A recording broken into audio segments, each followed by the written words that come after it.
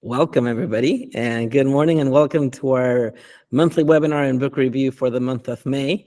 This is our fifth book of the year, and really happy to have you with us, whether you're here right now live. Thank you, Michelle, for joining us, or whether you're watching us later. But today we are reviewing our book, Before Happiness by Sean Acker. We read his book during April. Happiness, and then this one I would imagine it would have been written before, but this was actually a book that he wrote afterwards, and it's a very interesting book.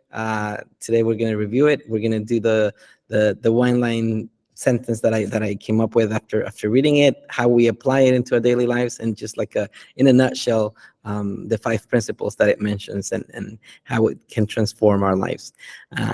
I'm really interesting to see how every book that we read, and even this one more so because it's the same author from last month, how the books that we're reading, they all speak to themselves, and then they all talk between each other, and you kind of you can tell it's like, oh, this is what the other one mentioned, this is what the other one mentioned. So I'm not sure if it's a trend or if it's trending topic, or if it's what society is. We are living our current reality right now, but you can totally see that it's real, that it's there, that it's out there, and the knowledge is there, and I'm glad that we're reaching out and we're grasping it. So really looking forward to this. So let's get started. So remember just about the author, really big on that, just seeing who the people are that are writing these books. And just as a refresher and a recap, Sean Acker is a renowned expert on happiness and human potential, and he's known for his advocacy for positive psychology, researching and insights that have influenced individuals, organizations, and NFL players and coaches and CEOs, and constantly speaking and giving advice to people that are in key positions in companies, and that focusing constantly in positivity. So this is someone that has really spoken to my life, more in the sense because it's backed up with science and with experiments and with research as well, not just writing it from the top of his head and saying, oh, this is how I've conquered it and this is what I've done with my life. No, it's stuff that we do in our day-to-day life, and practical stuff and practical advice that can work for us all. So just to set the stage, there's 5 hidden keys that he mentions. The big idea, if I were to mention it in one sentence summary, the book Before Happiness, it delves into the idea of how a positive mindset can be like the precursor to success and fulfillment. And in opposition to what we normally think that success brings us a positive mindset, right? Like when you get there, then you're going to be positive, then you're going to be happy. This is completely flipping the pancake all the way around and telling us it's actually the other way around. Be happy, be positive, and then you're going to be successful, right? So it's the equation really. It's like when we used to be in high school, and you used to reverse it, and then you get they put the equal and then they would reverse it, because now we get the result before the equation. So the result is actually put on the other side of the equal sign. Right now it's saying be happy, be positive, so that then we get there. Go ahead, Barbara, feel free to interrupt. Oh yeah, I didn't want to interrupt, but there's something about that, like the happiness being the precursor is, I don't know if you guys have heard this before, but there's a lot of stats around generosity, that wealthy people tend to be generous people. So they're benevolent, they give to charity, and people go, what is it, because they are wealthy, they are generous? But when they look at, they were generous when they had very, very little. So it's this precursor to wealth, that when you look across the community of all billionaires, that they were generous first when they had nothing before. And the same is true with happiness. They were happy before they had success. Exactly. So it's not like the result, it's a starting point, right? It's the cultivating that mindset, and that profoundly influences the personal and the professional lives of people. So it's the beginning point, the starting point, rather than the result, right? So that's what triggers it. That's Yeah. what And if you ignites connect it. generosity and happiness, when people live in true happiness and joy and goodness, then you are generous because you don't feel like you lack. And so you're generous with little and you're generous with much. And it can be kind words to wealth, to physical, tangible things. Exactly. It's the driving the people to the airport, right, Michelle? That's generosity too. Generous with time, generous with money, generous with knowledge. It's not just financial generosity. Yeah, 100%. And then he mentions the 5 hidden keys to achieving this happiness. I'm going to mention them, and then we're going to go through them briefly so that we can further discuss them. The first one is a positive reality. Second one is success mapping. The third one is the X spot, as he calls it. The fourth one is noise canceling, and then the fifth one is positive inception. The one that you were mentioning, Michelle, the very last one. Um, the first one that we mentioned is positive reality. It's that perception shapes our reality, and by focusing on the positive, we can transform the experience of the world, right? And it sounds like so general and so bizarre and so like cliche, and sounds like a bumper sticker, right? Like you change your mindset and you change the world. But if you look at it, and as corny as it sounds, and as Hollywood-esque as it sounds, it truly is, because it's, at the end of the day, it's the glasses that you're living your life through and that you see your life through. But he even mentions it's not just putting pink glasses and seeing your life through a pink crystal and seeing everything differently. It's just trying to focus on I mean, the reality is out there, and it's an example. I've mentioned it before. You can go with different people to watch a movie, and we're all watching the same movie, but then afterwards you discuss it, and it's like everybody watched a different movie. We all have different perceptions, and everybody focused on something completely different. And I love the story that the author writes about, and he mentions the story about the two shoe salesmen that they sent to South Africa. Well, I'm not sure if it was South Africa, but it was Africa. And one was sent to the East Coast, and then the other one was sent to the West Coast to see what the potential market was for the company that wanted to sell shoes. No, there's no shoes in either side. So one says there's no shoes, so there's no potential. And then the other one says there's no shoes. Absolutely, send everybody. We can sell them shoes. So because, and then it's the same concept, but it's just seen differently from the two mentalities. But it's very interesting because because you see it's the exact same thing. They were both looking at the same person without shoes. One sees it as a challenge. There's no opportunity for business. The other one sees it as an opportunity and saying, absolutely, we can sell this guy a pair of shoes. We can introduce them to the shoe culture.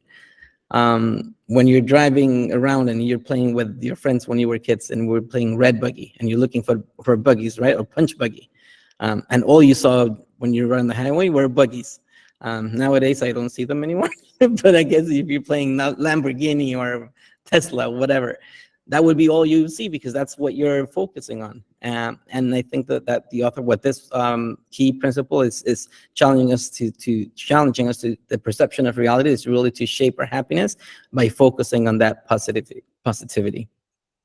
Yeah, it's that the old cliche, to your point, of like when you buy red cars, when you see red cars everywhere, and your mind, there's actually neuroscience that backs it up, that your mind connects that when you want a Jeep, when you want to buy a Jeep, for example, and I only say this because at one point I was going to buy a Jeep, and your mind all of a sudden starts connecting. And so it's not that there are more Jeeps, it's just you notice them.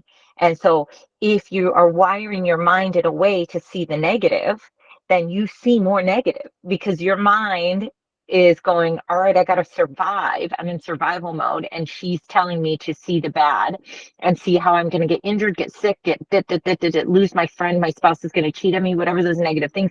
Or you can wire your mind for good.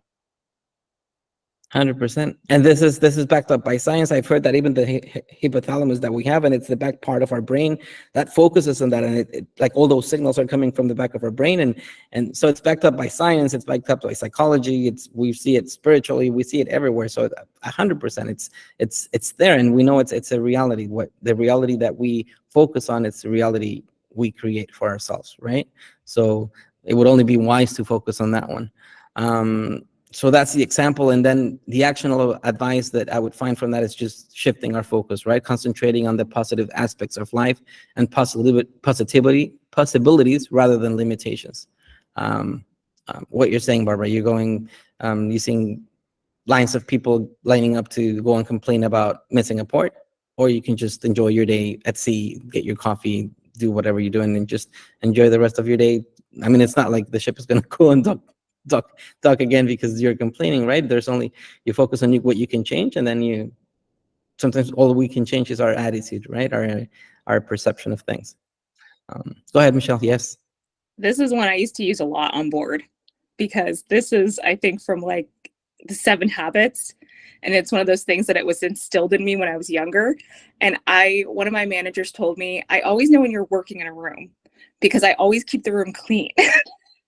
Like, I would always take the shoes, because it's like perception is reality. If parents see certain things, they're going to think that we are messy, we're unsafe. And so like I would always, especially because some ships, the shoes are lined up right in the front. And so that's the first thing that parents see when they come in, is just like 50 pairs of shoes scattered on the floor. So it didn't matter how crazy it was. I was like, okay, guys, do this for a couple minutes. And I would line up all the shoes so it would look nice, so that when people came in, they'd be like, oh, the shoes are organized. The kids are organized. This place is organized, because perception is people's reality. And I remember you mentioned that line. That was like your tagline in every contract. Yeah. Perception is reality. You would always mention it.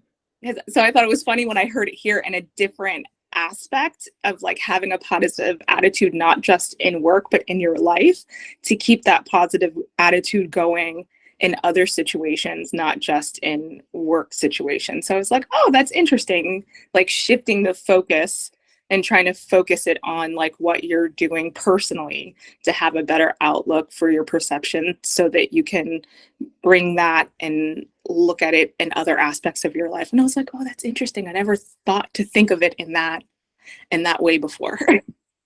And I guess it applies to the things that we can change, the things that we have a say on, or something that we can do about, and also for things that there's nothing we can do.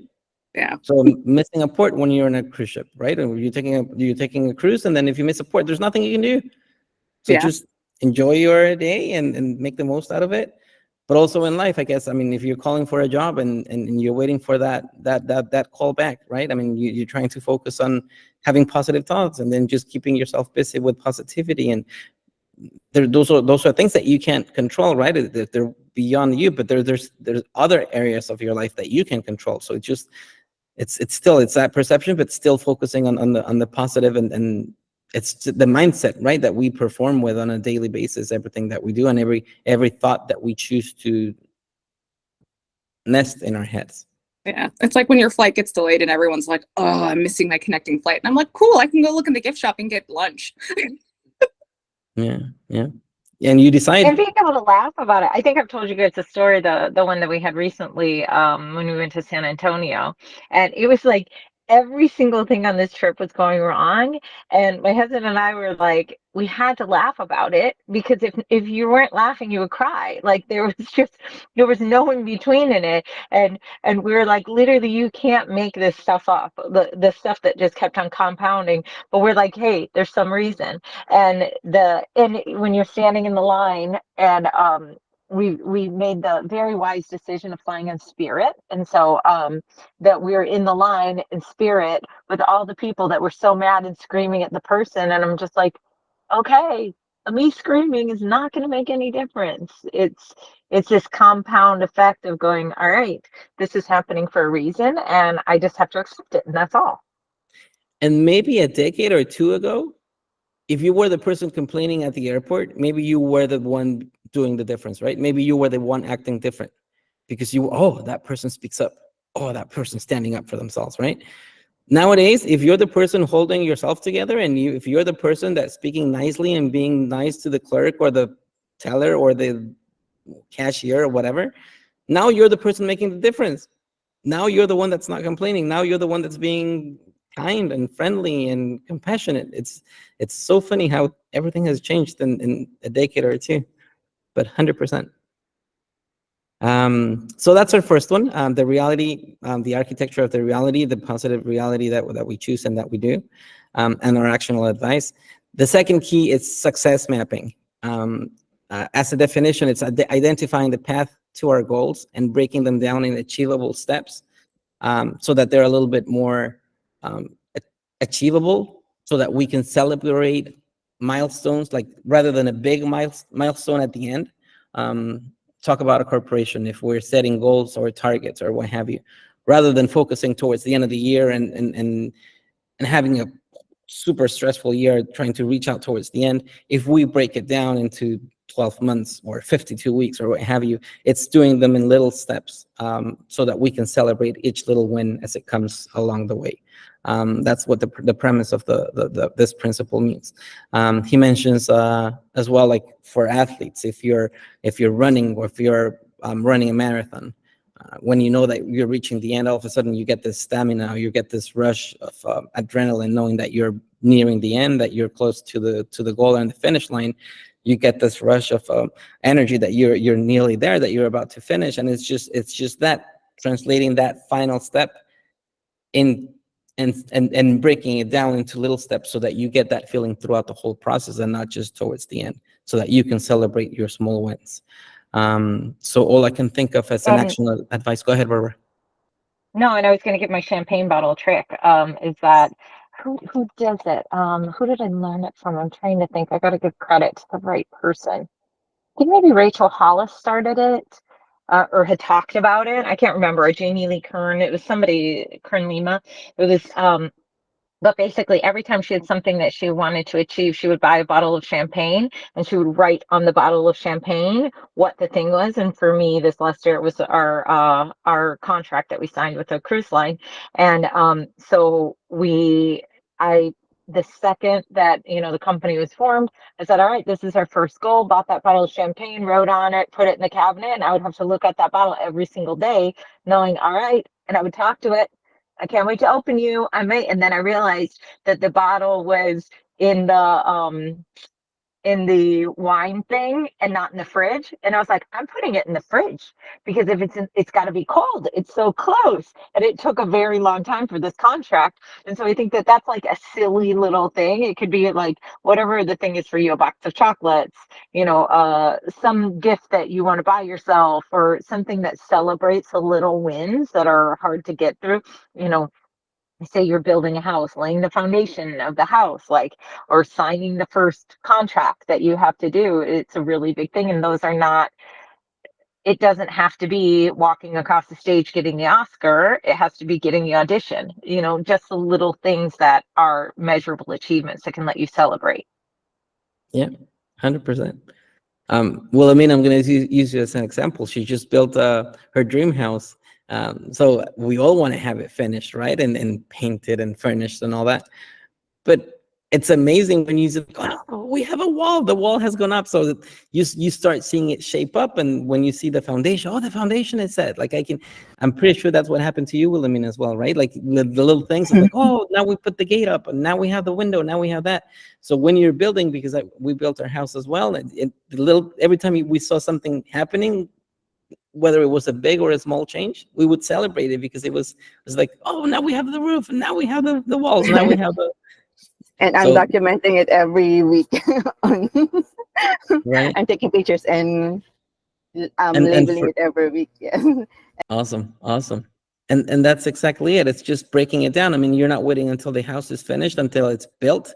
You're celebrating the processes. You're enjoying the ride, not so much the destination, right? Although we all want to get to the final goal of what the destination is, it's really enjoying the last bit of it. And same thing in life. I mean, we're not just living so that we can celebrate our death.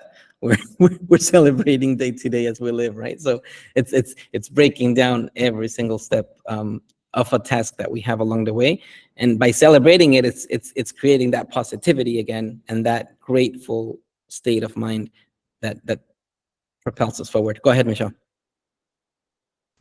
No, I was just clapping. That's super exciting to when you finish building your dream house. And Christian knows. I've had a couple friends, have done that. So it's an accomplishment, and it's a process. So congratulations. Because that is Thank you. Figuring out a plan, finding a builder, getting it done, setback, everything that's an accomplishment. Yeah. Congratulations. It's one of those, been there, done that, got the t-shirt, never doing it again. Next time I'm buying it built. So it's just a small step, breaking down big goals into smaller achievable tasks and celebrating them. I think it's very, like what Barbara said about the champagne bottle, the celebration of it. It's a key aspect of it, not just even the marking the check off of your to-do list. Again, one book talking to each other, right? This one is just, it's getting that adrenaline of not only accomplishing it, but celebrating it as well, so that you can continue fostering that positive mentality towards the happiness mentality that we're living with. The third key is mental. Any questions so far? We're good so far? Yeah. The third one is, he mentions mental priming, which is the X spot. This one I love. I love the letter X. The definition is just priming our brain to be more positive, creative, and resilient. And it's just, as cliche as it sounds, it's just techniques such as gratitude and exercises of visualization, so that we can continuously keep our brains wired and with that mentality, right, of just constant positivity and thankfulness and gratefulness. And this, for the last year and a half, that has spoken so hardly in my life, just being grateful for stuff as it happens. I have currently few family members that are ill or that are in the hospital, and I'm just telling my family, like, I seem to be the one in my family and those that are close to me right now, being the one saying, no, be grateful, be thankful that it's already done, right? Like, celebrate the miracle that it's already happened. Like, don't wait or ask for it to happen. So let's celebrate it and tell our brains that it's already done, and let's think that the miracle already happened, right? Or if you're waiting for the job interview, if you're waiting to get the job, it's like just attract it with that grateful mentality, so that we can wire our brains to have that chemistry that the act already happened, so we're already grateful for it, and that's the reality, the perception that our brains will get. So that's the reality that we're living. It sounds like very cosmic, kind of like mysterious kind of thing, I think, but I don't know. It makes a lot of sense. Like, it's spoken so hardly to and strongly and boldly to my life lately, that I'm really living it. Like, the more grateful you are to things that are not even real yet, it's like you bring them into life just by being grateful that they're already here. Right, Barbara? Is it making sense? Yeah, and some of the most successful people that you talk to, is when you ask them what their habits are, a lot of them, it's a gratitude journal. And just every single night they will sit down and write 3 things that they're grateful for. And it's funny, because with my kids, that's one of their, like, it's like their chore list. One of the things that they have to do at the end of the day is their gratitude. And it's so funny. My daughter does it with an open heart. My son refuses to do it. And he's just a different person. And so it's interesting to see him navigate that. And I think that so many people, some of them, it's their nature that they're just automatically grateful. And then other people just have to work at it. It's just not in their nature. They, by nature, see flaws in things, by nature and those are the people that, when they see how you are living, when you're living in a place of gratitude, of happiness, of joy, they initially will be irritated by you, but then they'll start asking questions. And then they'll go, how do you live? And I think that there's there's a borderline that people get a bad rap for having a positive attitude and being grateful all the time and being happy all the time, because they lack authenticity. All the Brene Brown stuff is that when you pretend like those flight delays didn't bother you, people are like, that's so inauthentic. But you have to really truly acknowledge, be like, yeah, that's annoying, it sucks, we're gonna miss the dinner from our conference, and it was my mistake, and blah blah blah blah blah.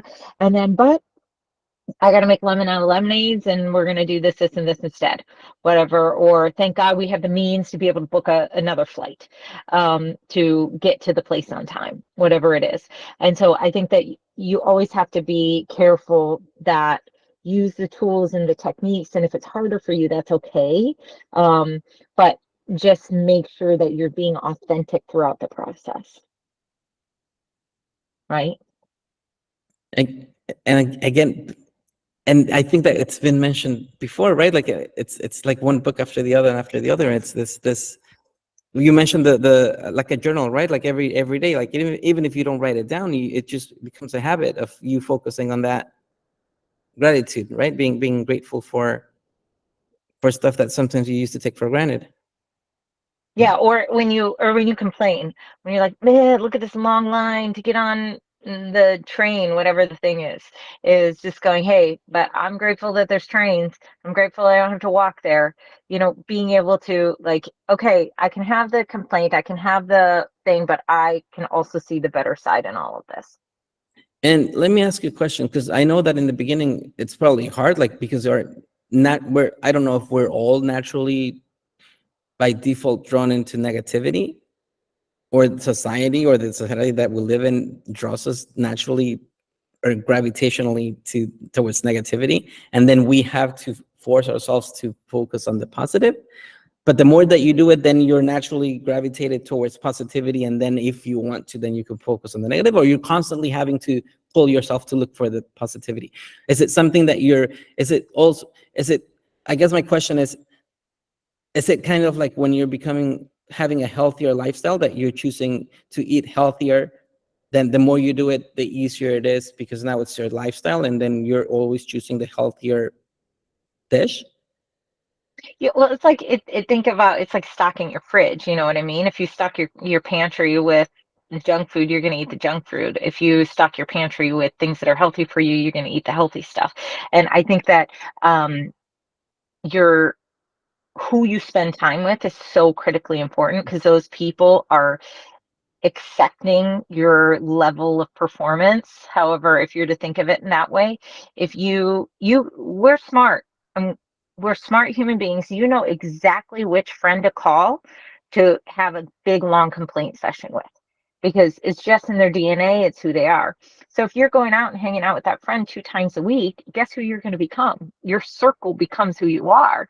And I think that there are people, as you look at life, there's people that you're going to naturally outgrow, that you can have short, and then eventually those people are going to see how you change and how you're living your life, and how you have this compounding effect of happiness, of gratitude, of abundance that comes out of living like that. Then those people go, what is it that you're drinking? I want to do that because it's working for you. Same like a diet, you know, hey, you look so great, what are you doing? And saying, hey, these are my habits. But when you hang out with the people, they're going to accept the lower version of yourself, then you all just kind of sink down together. So I think of my closest group of girlfriends, and we have a WhatsApp chat, and we all just, like, now because we're all over the world, we just send videos. Hey girls, we need an update, send a video, what's going on. Not one of these women is complaining. Like, it just isn't. They can state, hey, one of the girls broke their arm recently. She's like, hey, I'm a little down because of this, the physical therapy's hard, but I know that I meant to slow down for a reason, and I'm just embracing this time to read, to nobody's sitting there, woe is me, woe is me, woe is me, woe is me. But you bring a woman into that group that is like that, she's gonna run so stinking fast, because she's gonna either adapt or she's gonna run. Because you learn, we're human beings, we learn that this is not okay to be like this in this group. So I think our group and who we spend time with and who we connect to is critical. It's critical because it's who we become. And so just evaluate. That for me is so important. Awesome. We're gonna Yeah. go back to your WhatsApp group at the end, because because it's fantastic, and it's a wonderful example for the last step that he mentions. Are you raising your hand, Michelle, or are you clapping, Barbara? Yes. No, that's a raise my hand, because that reminds me of a good quote I heard. Every relationship is for a reason, a season, or a lifetime. And so you do reevaluate through your life, and some people you have to like kind of let go. And it's sad, but it's true. Like, as you get older, you're noticing that like sometimes their values or what they're doing or what are they adding or how are they affecting you in ways. And it's sad to lose those friendships, but it's true. You do have to reevaluate and like see like what is the reason for this friendship. So that's your community and who you hang out with as well. But that network and that community, I mean, we can't think of it as us constantly being on the move and changing, and our friends or our community or our network being stagnant and never changing. Because people, regardless, I mean, they're also changing. Yeah. So this design and this web of networking of people, it's a constant, it's perfectly designed, because the moment in your life that you're matching with them, they're also moving. So it's like gears in a clock, like it's touching at some certain point, but they're also moving. So maybe they just rush your life for a certain moment and they're at some point in life, but they're also changing. So maybe down the road, they're going to be a different person as well, the same that you will be. So that's what I'm saying. To your point, some people will come to your life for a season or for a reason, right? But if it's just for a season, you let them go. Or if someone goes to Barbara's group, I mean, maybe they will adapt and stay and stick around. Maybe they'll just learn something and then move on. But it's we're all in different stages in our life, and that's something that has helped me, because I'm a clinger and I try to keep people in my life forever. It's like, no, I want this person. Why are you moving? Like, why are you leaving? It's like, we haven't. But no, I realized, like, there's people that will only, I mean, not everybody's meant to be a friend, right? Or family. I mean, there's people that you just see and or a neighbor that just comes to your life and then you never get to see again, but then you just have the memories to reminisce on. and that's okay. I'm a clean Christian. So that was our third key. The fourth one is strategic incrementalism. And I think the better name for it, because half of it I did it with an audiobook, but then the other one was calling it noise canceling. Noise canceling spoke louder to me, because it's, you hear it and you live it every day with your headphones. The noise canceling is just perfect, and it's a perfect example. And just by the headline, just by itself, tells you what it is. It's making small, consistent changes to build momentum, right? It's the identifying changes that we can implement so that we can reduce the exposure to negative influences and information. He mentions as an example someone that someone that's working on the stock market, and it's the people that are constantly being fed with information or overloaded with information are making not as accurate decisions as much as the ones that were focusing only on the positive. So you have to filter information or stuff that is not helpful towards your goal, information or people or news, like where Barbara says, don't watch the news, right? I mean, focus on the positive. Maybe listen to a podcast that's going to propel you forward, something that's going to feed you, something that's going to make you grow, something that's going to continue pushing you towards where you want to be as the person that you're becoming, rather than falling with a crowd and then just doing what everyone's doing, or waking up and looking at the stock market and listening to the news and letting the outside dictate how you will feel on the inside towards your day, right? Just your day in a nutshell. And it's just noise canceling. It's just filtering what comes through your ears, through your eyes, the people that your relationships, your friends, like everything that we're doing. It's just, again, when the headline, it's noise canceling. It's just choosing what comes into our lives. As an actionable advice, it's just limiting negativity. And I loved it because he mentions limiting negativity, because it's not like he's saying avoiding it. He just says limit it, because, and I think it's very real, because avoiding it is you can't avoid it. It's out there. It's part of the world that we live in, right? We would be oblivious by thinking that it's never going to be there, that we're never going to feel down, that you're never going to have a down day or a gloomy day or a gray day. I mean, it's always going to be there, but you have to limit it. You have to be able to have them in small dosages, I guess, or the information that we're feeding our brains with. But it's just making those conscious choices of what we're feeding our days and our lives with. And the very last one, and this one, again, Barbara, we're going to go back to your WhatsApp group and what you mentioned with your friends. It's the social investment, the positive inception, the investing in the social support network so that it can boost our happiness and success. It's the people that we're constantly talking to, our closest group of friends, the research and social connections and the impact that they have in our lives are out there, and it can't be, you can't challenge it. I mean, it's a reality. You hang out with 4 thieves, you become the 5th thief, right? You hang out with 4 entrepreneurs, you become the 5th one, because it's the language that you speak, it's the mentality that you're breathing and leaving. And on ships as well, right? You used to go to a ship and you sit down you go to the mess and you sit with the table that are constantly complaining, you will become a complainer. Or you sit down with a table that are constantly laughing and they always have a funny story, you end up laughing, and then you end up, it's your pack, right? You become one of them. And it's irrefutable. It's a reality, and I don't think anyone can deny this. Any thoughts, comments on this? Yeah, On no, I just social think connection? proximity is power, your circle, who you hang out with. And it's everything from, gratitude, happiness, positivity, all the things that we're talking about, to what you eat. If you hang out with people that go to the gym and take care of their bodies and eat well, you will become that person, because you're the odd man out when you're not. So you're either going to self-eliminate and remove yourself from the group, or you're going to level up, because everybody's talking about, hey, how's that workout? Did you get to the gym? And you're like, I better join a gym. And you'll have this network of encouragement of people that want to step up with you, bring you up, or you're going to eliminate yourself. And so I think that you're this constant evaluation of who you're spending time with, especially if you see shifts in how you're reacting to conflict, how you're reacting to conversations, is just going, why am I being short? And I'll give an example. I had an acquaintance that I invited to dinner with this group of girlfriends. It was a smaller group of us. And her conversation was complaining about her husband. It was, oh, men suck and men are so stupid and da da da da da, and oh, my husband does this and my husband does that.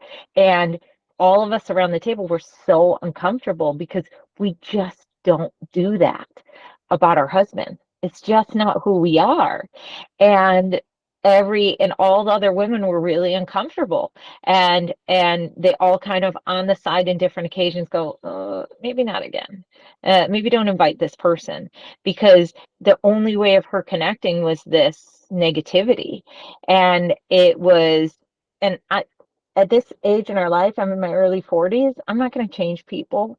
They are who they are.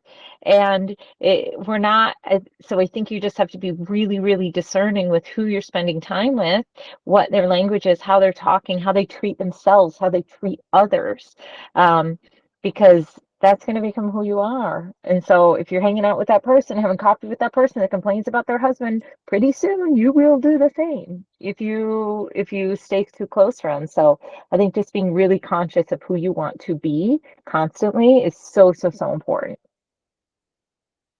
Very true. Very true.